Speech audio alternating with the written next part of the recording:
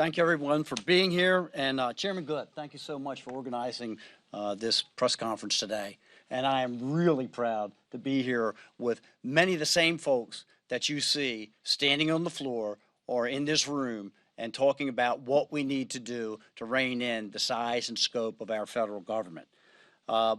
I've got the unenviable position of being pretty much the last guy speaking, so all the points have been made. And what I would like to start off with is say, I concur. I concur with everything that has been said here. So what I'm going to go to is the process.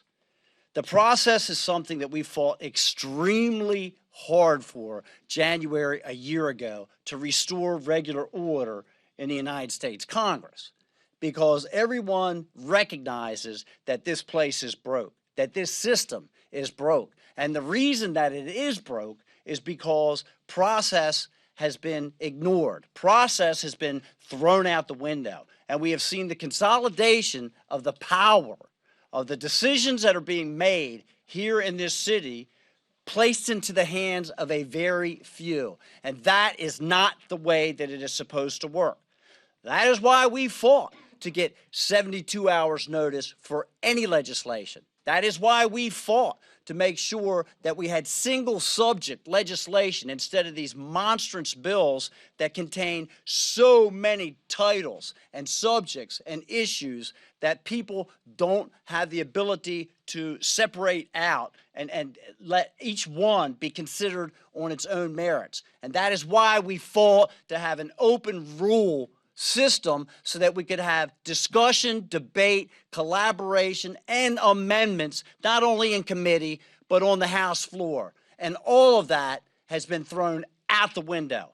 You've got the leadership and the White House making decisions about how the entire country is supposed to be run, which leaves 450 people outside of the discussion. And that's not what the American people asked for. That's not what the American people elected. And so what I say is, if you have a bad process, then you're going to end up with a bad product.